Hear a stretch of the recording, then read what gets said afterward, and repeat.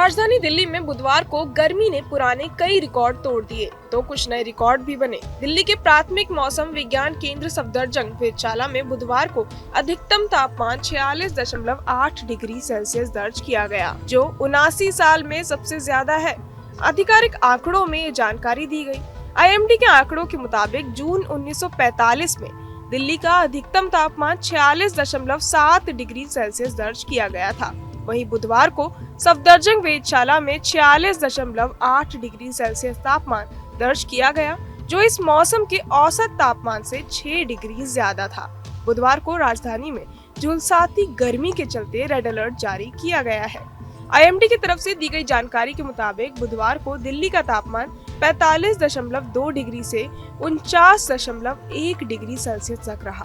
Western disturbance के आ जाने से अब दिल्ली में 2 से 3 डिग्री तापमान कम रहने की उम्मीद है। हालांकि वो आम तापमान से फिर भी ज्यादा ही रहेगा। IMD के मौसम महानिदेशक मृत्युंजय महापात्रा से जब ये पूछा गया कि नरेला, नजफगढ़, मुंगेशपुर जैसे इलाकों का तापमान दिल्ली के बाकी हिस्सों के तापमान से ज्यादा क्यों है, तो उन्होंने इसके जवाब में अर्बन हीट इफेक्ट की बात की।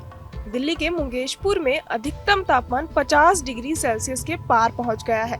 वहीं नजफगढ़ और नरेला जैसे इलाकों में भी पारे का स्तर 50 डिग्री सेल्सियस के करीब है। राजधानी में बुधवार को गर्मी ने सारे रिकॉर्ड तोड़ दिए और मुंगेशपुर इलाके में अधिकतम तापमान 52.3 डिग्री सेल्सियस दर्ज किया गया।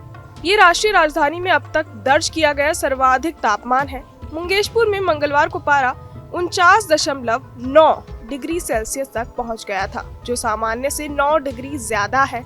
नजफगढ़ में 28 मई को अधिकतम तापमान 49.8 डिग्री सेल्सियस दर्ज किया गया, जबकि पीतमपुरा और पूसा में 48.5 डिग्री सेल्सियस दर्ज किया गया था।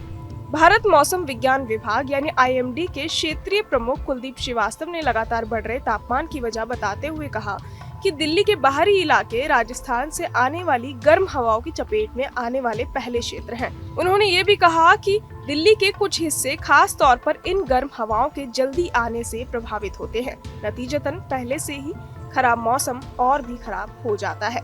सबसे पहले मुंगेशपुर, नरेला और नजफगढ़ जैसे इलाके इन गर्म हवाओं का असर महसूस करते हैं। निजी मौसम विज्ञान एजेंसी स्काईमेट वेदर के मौसम विज्ञान एवं जलवायु परिवर्तन विभाग के उपाध्यक्ष महेश पलावत ने कहा कि खाली पड़ी जमीन वाले खुले इलाकों में रेडिएशन ज्यादा होता है। सीधी धूप और छाया की कमी की वजह से ये इलाके बेहद गर्म हो जाते हैं। जब पश्चिम से हवा चलती है तो सबसे पहले इन इलाकों पर उसका असर पड़ता है।